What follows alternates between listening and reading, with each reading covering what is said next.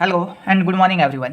आज के इस लेक्चर में हम क्लासिकल इलेक्ट्रोडायनामिक्स को ही कंटिन्यू रखेंगे और आज का हमारा जो टॉपिक है वो बाउंड्री कंडीशन के ऊपर रहने वाला है। और ये जो टॉपिक है वो बेसिक नॉलेज के साथ साथ एग्जाम पॉइंट ऑफ व्यू से बहुत ज़्यादा इंपॉर्टेंट है। ये काफ़ी टाइम एग्जाम में 5 या 6 मार्क्स के अंदर पूछ लिया जाता है। ठीक है, तो स्टार्ट करते हैं। तो सबसे पहले हम बात करेंगे इसके बेसिक इंट्रोडक्शन के ऊपर, जहाँ पे हम ये जानेंगे कि ये जो वर्ड हमने यहाँ पे यूज किए हैं बाउंड्री और फिर बाउंड्री कंडीशन, इनका मतलब क्या है। ठीक है, तो सबसे पहले जान लेते हैं बाउंड्री का मतलब क्या है। बाउंड्री का मतलब होता है एक सरफेस के दोनों ओर, जैसे ये हमने एक सरफेस मान लिया, इस सरफेस का एक ये वाली साइड और एक सरफेस के ये वाली साइड। ठीक है, अब बाउंड्री कंडीशन का मतलब क्या है। बाउंड्री कंडीशन का मतलब ये है कि हम एक सरफेस के दोनों ओर चेक करते हैं कि फील्ड की वैल्यू में कोई चेंज आ रहा है या फिर नहीं आ रहा है। जैसे हमने ये फिर से एक सरफेस मान लिया, इस सरफेस के मैं इस ओर चेक करूंगा फील्ड की वैल्यू क्या है, और इस सरफेस के इस ओर चेक करूंगा मैं फील्ड की वैल्यू क्या है। भाई हमने ये जो सरफेस लिया है, इस सरफेस के कारण रीजन 1 फील्ड, ये जो सरफेस 1 इस तरफ वाला रीजन 1 बोल दिया, ये वाला 2 बोल दिया, रीजन 1 और रीजन 2 के अंदर फील्ड की वैल्यू में कोई चेंज आ रहा है या नहीं आ रहा है, किसके कारण, इस सरफेस के कारण। ठीक है, अब जो फील्ड हमने यूज किया, फील्ड वर्ड हमने यूज किया, यहाँ पे इलेक्ट्रिक फील्ड भी हो सकता है और मैग्नेटिक फील्ड भी हो सकता है।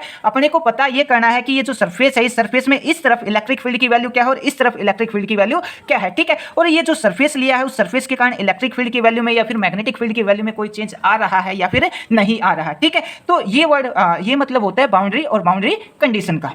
अब उसके बाद हम इसकी जो डेफिनेशन है, डेफिनेशन के ऊपर चलते हैं। डेफिनेशन क्या होती है। Boundary condition means value of field, यहाँ पे फील्ड, यहाँ पे इलेक्ट्रिक फील्ड भी हो सकता है और मैग्नेटिक फील्ड भी हो सकता है। ठीक है, value of field change at boundary of surface means अपने पास एक सरफेस होगा, एक बाउंड्री होगी, उस बाउंड्री के दोनों ओर अपने को चेक करना है कि जो इलेक्ट्रिक फील्ड और मैग्नेटिक फील्ड है उसकी वैल्यू में कोई चेंज आ रहा है या फिर नहीं आ रहा है। जैसे ये हमने एक बाउंड्री मान ली, इस बाउंड्री के इस ओर भी मैं इलेक्ट्रिक फील्ड और मैग्नेटिक फील्ड की वैल्यू चेंज करूंगा, चेक करूंगा, और इस तरफ भी मैं इलेक्ट्रिक फील्ड और मैग्नेटिक फील्ड की वैल्यू चेक करूंगा। ठीक है, अब अपने को ये देखना है कि ये जो बाउंड्री हमने ली है, ये जो सरफेस हमने लिया है, इस सरफेस के कारण वैल्यू के अंदर चेंज आ रहा है या फिर वो वैल्यू सेम है। ठीक है, तो ये होगी इसकी डेफिनेशन। उसके बाद type of boundary condition, basically अपने पास दो टाइप की बाउंड्री कंडीशन होगी। फर्स्ट होगी अपने पास नॉर्मल बाउंड्री कंडीशन और सेकंड होगी अपने पास टेंडेंशियल बाउंड्री कंडीशन। ठीक है, अब सबसे पहले हम जान लेते हैं नॉर्मल बाउंड्री कंडीशन क्या होती है। अब नॉर्मल जो बाउंड्री कंडीशन होती है अपने पास डिसकंटिन्यूअस होती है, जो टेंडेंशियल बाउंड्री कंडीशन होती है कंटिन्यूअस होती है। अब इसके ऊपर थोड़ा सा बात कर लेते हैं कि नॉर्मल बाउंड्री कंडीशन डिसकंटिन्यूअस कैसे होगी और जो टेंडेंशियल बाउंड्री कंडीशन है ये कंटिन्यूअस कैसे होगी। तो डिसकंटिन्यूअस को समझने के लिए, भाई नॉर्मल बाउंड्री कंडीशन डिसकंटिन्यूअस की होती है, इसको समझने के लिए हम एक एग्जांपल लेके चलते हैं। ये हमने मान लिया कि अपने पास क्या है कि थिन शीट है। ठीक है, इस टाइप से हमने एक थिन शीट मान ली। ठीक है, और इसका जो यूनिट वेक्टर है, एक सरफेस हमने ये मान लिया, एक सरफेस हमने ये मान लिया। ठीक है, अब इस तरफ जो यूनिट वेक्टर है वो हमने क्या मान लिया, एन कैप मान लिया। इस तरफ का जो यूनिट वेक्टर है वो क्या हो जाएगा, ठीक इसके अपोजिट हो जाएगा, इसको हमने मान लिया माइनस एन कैप। ठीक है, अब यहाँ पे ये जो शीट हमने ली है, इसकी सरफेस चार्ज डेंसिटी हमने क्या मान ली, इस सीट की सरफेस चार्ज डेंसिटी है अपने पास सिग्मा, और इस सीट के ऊपर ये जो इनफाइनाइट सीट हमने ली है, इस सीट के ऊपर हमने यहाँ पे एक्सटर्नल फील्ड भी अप्लाई कर दिया। अब जो फील्ड के अप्लाई करने की जो डायरेक्शन है वो हमने ये मान ली, फील्ड हमने इस जो इलेक्ट्रिक फील्ड है वो हमने इस डायरेक्शन के अंदर अप्लाई किया है। अब अगर हम चेक करें कि ये जो सीट हमने ली है इसकी इलेक्ट्रिक फील्ड इंटेंसिटी क्या होगी, इसका जो इलेक्ट्रिक फील्ड होगा वो क्या होगा, तो ये हम 12th क्लास में भी कैलकुलेट करते हैं गॉस लॉ की एप्लीकेशन में। तो इसका रिजल्ट क्या आएगा, इसकी इलेक्ट्रिक फील्ड इंटेंसिटी है, इसका इलेक्ट्रिक फील्ड कितना होगा, सिग्मा बाय 2 एप्सिलॉन नॉट। ठीक है, अब अगर मैं इस डायरेक्शन में चेक करूंगा तो अपने पास क्या आ जाएगा, एन कैप आ जाएगा। अगर मैं इसके अपोजिट डायरेक्शन में चेक करूंगा तो क्या आ जाएगा, minus sigma bye 2 epsilon not और साथ में ये एन कैप। ठीक है, माइनस साइन हमने यहाँ पे बाहर लिख दिया। अब ये वाला जो इलेक्ट्रिक फील्ड है वो किस डायरेक्शन में है, ये इस डायरेक्शन में, और ये वाला जो इलेक्ट्रिक फील्ड है वो किस डायरेक्शन में है, वो इस डायरेक्शन में है। अब अगले पॉइंट में क्या है, हमने यहाँ पे इलेक्ट्रिक फील्ड अप्लाई कर दिया, तो इलेक्ट्रिक फील्ड अप्लाई करूंगा तो इस डायरेक्शन में जो इलेक्ट्रिक फील्ड इंटेंसिटी है वो क्या हो जाएगी, इस डायरेक्शन में हो जाएगी। इसको रीजन 1 बोल देता हूँ, इसको रीजन 2 बोल देता हूँ। रीजन 1 में क्या हो जाएगी, सिग्मा बाय 2 एप्सिलॉन नॉट, और साथ में क्या है यहाँ पे एन कैप, और इस डायरेक्शन में क्या है, फील्ड भी, इलेक्ट्रिक फील्ड भी अप्लाई कर रखा है, तो ये फील्ड क्या हो जाएगा, इसके अंदर ऐड हो जाएगा। ठीक है, अब इसके अपोजिट रीजन 2 के अंदर मैं बात करूं तो रीजन 2 के अंदर क्या हो जाएगा, sigma bye 2 epsilon not an cap, और ये क्या है, इस फील्ड के अपोजिट डायरेक्शन में, फील्ड के अपोजिट डायरेक्शन में है तो ये क्या हो जाएगा, माइनस हो जाएगा, कुछ इस टाइप से। ठीक है, अब यहाँ पे मैं अगर देखूं तो यहाँ पे ये जो अप वाला जो फील्ड है और ये जो डाउन वाला जो फील्ड है, इन दोनों के अंदर क्या आ गया, कुछ से डिफरेंस आ गया। ठीक है, अब इन अप फील्ड और डाउन फील्ड के अंदर जो डिफरेंस आया, पे यहाँ पे तो इलेक्ट्रिक फील्ड ये है और यहाँ पे इलेक्ट्रिक फील्ड ये है। ठीक है, तो यहाँ पे जो डिफरेंस आया उसको हम क्या बोलेंगे, डिसकंटिन्यूटी बोलेंगे। इसलिए हमने बोला था यहाँ पे ये जो नॉर्मल बाउंड्री कंडीशन है वो कैसी होगी, अपने पास डिसकंटिन्यूअस होगी। और यहाँ पे ये जो ऊपर वाला जो नॉर्मल है और जो ये नीचे वाला नॉर्मल है, अगर मैं यहाँ पे देखूँ तो इन दोनों की वैल्यू क्या है, अलग अलग हो जाएगी, और इसी को हम क्या बोलते हैं, नॉर्मल बाउंड्री कंडीशन। अब अपने पास यहाँ पे ये जो नॉर्मल जो कंपोनेंट है ये वाला और ये क्या होगा, डिसकंटिन्यूअस होगा। अब अगर मैं चाहूँ तो यहाँ पे अमाउंट ऑफ डिसकंटिन्यूटी निकाल सकता हूँ। अमाउंट ऑफ डिसकंटिन्यूटी क्या होगी, यहाँ पे इन दोनों के अंदर ये आ जाएगी अपने पास सिग्मा बाय 2 एप्सिलॉन नॉट। इन दोनों को हम सब्ट्रैक्ट करेंगे तब क्या आ जाएगी, सिग्मा बाय एप्सिलॉन। इसको हम क्या बोलेंगे, ये है अपने पास amount of discontinuity, amount of discontinuity, ठीक है।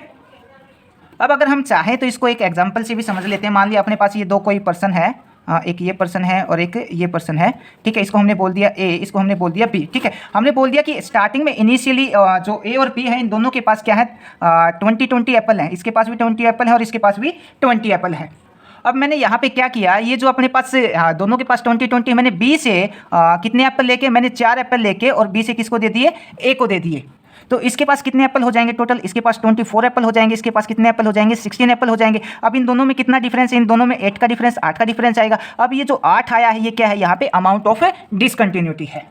अब ये जो अमाउंट ऑफ डिसकंटिन्यूटी हमने निकाली है 8, इसको अगर हम चाहें तो गॉस लॉ की हेल्प से भी हम इसको कैलकुलेट करके बता सकते हैं। अब गॉस लॉ की हेल्प से हम इसको कैसे कैलकुलेट करके बताएंगे, हमने मान लिया अपने पास जो रीजन 1 है उसकी जो इलेक्ट्रिक फील्ड इंटेंसिटी है उसको हमने 2 पार्ट के अंदर डिवाइड कर दिया। 2 पार्ट में कौन सा है, जो रीजन 1 है उसकी इलेक्ट्रिक फील्ड इंटेंसिटी को ये हमने मान लिया E1, एक तो अपने पास नॉर्मल है, दूसरा क्या है, टेंजेंशियल है। तो नॉर्मल के लिए हमने मान लिया N1 और जो टेंजेंशियल है उसके लिए हमने क्या मान लिया, T1, ठीक है।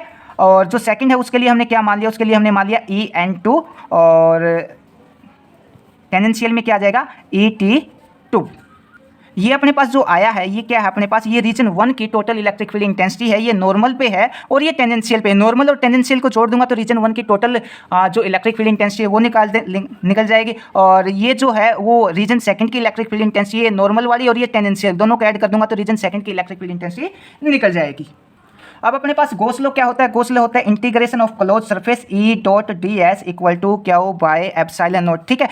किसी भी स्टैटिक चार्ज का जो टोटल इलेक्ट्रिक फ्लक्स है वो किसके इक्वल होगा, क्यू बाय एप्सिलॉन नॉट के इक्वल होगा। अब अपने पास जो इलेक्ट्रिक फील्ड है उसके रीजन क्या है, अपने पास 2 रीजन है। तो फर्स्ट रीजन इसको मैं स्प्लिट कर लेता हूँ 2 रीजन के अंदर, एक E1 के अंदर, दूसरा E2 के अंदर। तो मैं इसको लिखूंगा तो ये क्या जाएगा, इंटीग्रेशन ई डॉट डी एस प्लस ये फर्स्ट के लिए और सेकंड के लिए लिखूंगा तो E2 डी एस, यहाँ पे डॉट और यहाँ पे भी डॉट, इक्वल टू क्या जाएगा अपने पास सिग्मा बाय, और ये क्या है, क्यू, ठीक है। और अपने हमने क्या लिया था, यहाँ पे एक सीट ली थी, सीट की क्या है, सरफेस चार्ज डेंसिटी सिग्मा है, ठीक है। अब अगर मैं क्यू की वैल्यू निकालूं तो सरफेस चार्ज डेंसिटी क्या होती है अपने पास, क्यू बाय एरिया, ठीक है, चार्ज बाय एरिया। तो अगर मैं यहाँ से क्यू की वैल्यू निकालूं तो क्या आ जाएगा अपने पास, सिग्मा ए आ जाएगा। तो ये हमने यहाँ पे क्यू की जगह क्या लिख दिया, सिग्मा ए लिख दिया, डिवाइड बाय अपने पास जो एप्सिलॉन नॉट है वो हमने यहाँ पे एज इट इज रखा, ठीक है। अब जो यूनिट वेक्टर था इस तरफ हमने यूनिट वेक्टर क्या लिया था, एन कैप लिया था, इस तरफ हमने क्या लिया था, माइनस एन कैप लिया था। तो इसके साथ में अगर मैं यूनिट वेक्टर भी लिख दूँ तो कोई प्रॉब्लम की बात नहीं है।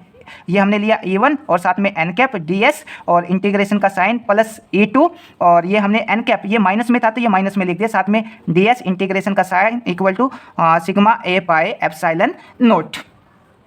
अब इसको अगर आगे सोल्व करूँ तो आगे सोल्व करूँगा तो जो E है वो क्या है, कॉन्स्टेंट है अपने पास, E और एन, E1 और n को मैंने बाहर निकाल लिया। अपने पास क्या बचा, इंटीग्रेशन से डिफरेंशिएशन कैंसिल हो गया। तो ये क्या जाएगा, total surface area, total surface area अपने पास क्या है, A है प्लस यहाँ पे ये माइनस हमने बाहर निकाल लिया तो ये माइनस आ जाएगा, ये आ जाएगा E2 एन कैप और साथ में क्या है, इंटीग्रेशन से differentiation cancel, total surface area A आ जाएगा sigma A by epsilon naught, ठीक है। ए यहाँ भी है और ए यहाँ भी बाहर निकाल लेता हूँ और इस ए को इस ए के साथ कैंसिल कर देता हूँ, ठीक है। अब यहाँ पे क्या आ जाएगा, ये आ जाएगा अपने पास E एन कैप और ये किसके लिए है, फर्स्ट रीजन के लिए है और माइनस का साइन ये आ जाएगा E एन कैप और ये रीजन सेकंड के लिए है, ठीक है। और electric field intensity vector quantity होती है तो ये वेक्टर का साइन यहाँ पे हम लगा देंगे, ठीक है, सब जगह। और इक्वल टू क्या आ जाएगा, सिग्मा बाय एप्सिलॉन नॉट आ जाएगा अपने पास।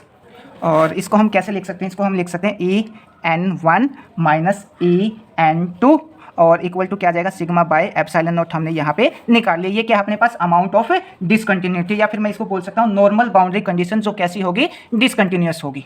अब हमने जो डायग्राम देखा था, डायग्राम एक एन कैप इस तरफ था और दूसरा माइनस एन कैप इस तरफ था, फील्ड की डायरेक्शन यहाँ पे थी। तो अब अपना जो प्लेन है वो नॉर्मल की डायरेक्शन में कंट्रीब्यूट कर रहा है। ये क्या है, प्लेन नॉर्मल की डायरेक्शन में कंट्रीब्यूट कर रहा है। यहाँ पे जो टेंजेंशियल डायरेक्शन है उसका कंट्रीब्यूशन नहीं है। अब यहाँ पे नॉर्मल जो प्लेन है वो नॉर्मल की डायरेक्शन में कंट्रीब्यूट कर रहा है और टेंजेंशियल डायरेक्शन में इसका कंट्रीब्यूट नहीं है। तो मैं यहाँ पे क्या लिख सकता हूँ, जो टेंजेंशियल कंपोनेंट है इसी रीजन के कारण जो टेंजेंशियल कंपोनेंट है किसका, इलेक्ट्रिक फील्ड का, वो कैसा होगा, कंटिन्यूअस होगा। और कंटिन्यूअस होगा तो मैं क्या लिख सकता हूँ, E1t इक्वल टू अपने पास क्या आ जाएगा, E2t आ जाएगा। जो टेंजेंशियल कंपोनेंट है ये दोनों एक दूसरे के इक्वल रहेंगे। क्यों, क्योंकि जो अपने पास जो प्लेन नॉर्मल में जो प्लेन का जो कंट्रीब्यूशन है, हाँ एक सेकंड। अब अपना जो प्लेन है वो नॉर्मल की डायरेक्शन में कंट्रीब्यूट कर रहा है और टेंजेंशियल की डायरेक्शन में कोई कंट्रीब्यूट नहीं कर रहा है, इसलिए हमने जो दोनों टेंजेंशियल कंपोनेंट है ये एक दूसरे के इक्वल लिख दिया। अब ये जो अपने पास आई है ये क्या है अपने पास, tangential boundary condition, tangential boundary condition. ठीक है,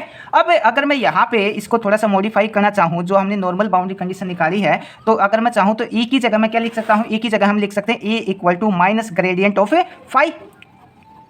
ठीक है, इसको इस टाइप से लिख सकते हैं। और अगर मैं दोनों तरफ एन कैप से मल्टीप्लाई करवा दूँ तो ये आ जाएगा A N cap equal to minus बाहर डेल और फाई एन कैप। ठीक है, इसको मैं कैसे लिख सकता हूँ, इसको लिख सकता हूँ ये वाली term as it is A N cap और करली फाई बाय करली एन। ठीक है, ये हमने जो लैप्लेसियन है उसकी वैल्यू हमने यहाँ पे रख दी। अब ये जो वैल्यू हमने ए की निकाली है, ए की वैल्यू हम कहाँ पे पुट कर सकते हैं, इस ये वाली इक्वेशन के अंदर पुट कर सकते हैं। अगर मैं ये वैल्यू पुट करता हूँ तो क्या जाएगा अपने पास, ये आ जाएगा करली फाई बाय करली एन।